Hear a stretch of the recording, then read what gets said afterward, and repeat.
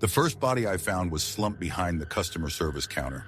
A teenage girl in a red Target vest, her name tag spattered with blood. Sarah. She'd been helping me find Christmas lights 20 minutes ago. I pressed my hand against my mouth to stifle a scream. Her throat was cut so deeply I could see bone. A trail of blood led toward the registers, like someone had dragged her there and posed her. On the counter above her was a handwritten sign, Door 6 unlocked, come find me. I never meant to be here this late on Christmas Eve. My daughter needed her asthma medication, and Target's pharmacy was the only one open past 10. By the time I got to the register, the store was closing. Just swipe quick, the cashier had said. We've got 10 minutes. Now that cashier was dead, and I was trapped inside with the person who killed her. My hands trembled as I pulled out my phone. No signal. The pharmacy wall always blocked reception. I'd complained about it enough times picking up Emma's prescriptions. Emma? Oh God, Emma was home with the babysitter waiting for me, waiting for her medicine. A crash echoed from somewhere near electronics, followed by screaming. Not just screaming, begging. Please, I have kids, a man's voice. Then a gunshot. The screaming stopped. I crawled behind the register, my heart pounding so hard I could barely breathe. Think. 6 emergency exits. 5 would trigger alarms. That's what Door 6 unlocked meant. He'd disabled the others. He wanted us to run for that door. To play his game. The PA system crackled. A man's voice, calm and clear. Welcome to our Christmas party. We have 8 guests tonight. Well, 7 now. Poor Mark from electronics couldn't handle the excitement. Another voice broke in, a woman crying. Someone help us, he's killing. The sound cut off with a wet gurgle. 6 guests, the man corrected. Who's next? I heard footsteps. Heavy boots on tile, getting closer. I curled tighter under the register, biting my knuckles to stay quiet. The footsteps stopped right beside me. Above me, someone leaned on the counter. You know what's funny? He said to no one. How much blood looks like Christmas decorations? All that red and shiny. A drop of something warm hit my shoulder. I looked up through the gap in the counter. He was dragging his fingers through Sarah's blood, drawing patterns on the counter. His boots were steel-toed, splattered dark red. A hunting knife hung at his belt, dripping. He started whistling Jingle Bells. The footsteps moved away. I waited until they faded, then risked looking out. The store was dark except for the Christmas lights, casting everything in shifting shadows of red and green. Something was slumped over the Starbucks counter. Someone. I had to move. Had to find Door 6, had to get home to Emma.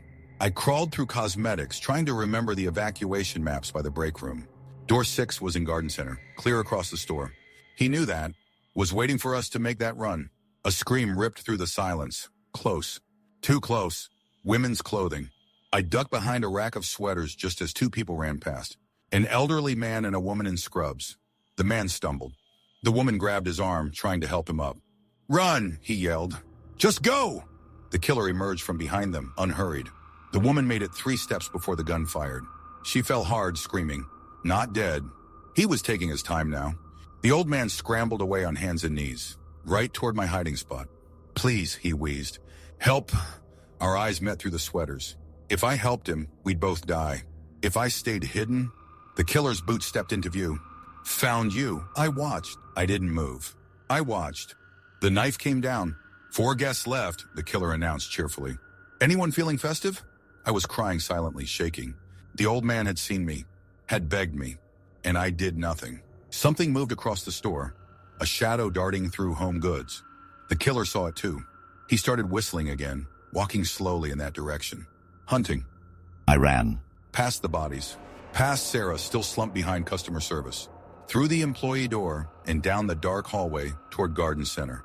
My footsteps echoed no matter how quiet I tried to be. The PA crackled again. 3 guests now? The lady in housewares tried to hide in a cabinet. Creative but messy. Door 6 was ahead. Dark emergency exit sign glowing red. 10 feet away. 5. Merry Christmas. He stepped out from behind a shelf of poinsettias. The knife gleamed red and green in the Christmas lights. His face was ordinary. That was the worst part. He looked like anyone's father, anyone's neighbor. You're the last one, he said. I saved you for last because you were interesting. Watching you let that old man die. Cold. I like that. He raised the knife. I backed away. We could work together next year, make it a tradition. My back hit something. A rack of garden tools. My fingers closed around cold metal. He lunged. I swung the pruning shears as hard as I could. They sank into his throat with a sound I'll never forget. He dropped the knife, staggering, trying to speak. Blood poured between his fingers. I ran through door 6 into the parking lot, screaming and screaming until police cars surrounded me. They found 8 bodies inside. 8 families destroyed on Christmas Eve. That was 3 years ago. Emma's asthma is better now. We moved to a new city, but every Christmas I wake up crying, remembering the sound of boots on tile, remembering jingle bells whistled in the dark, remembering the old man's eyes begging me for help. Sometimes I dream I took the killer's offer, that I'm waiting in Target on Christmas Eve, whistling carols, drawing patterns in the red. Sometimes I'm not sure which is worse, the fact that I let that old man die, or the fact that doing it kept me alive.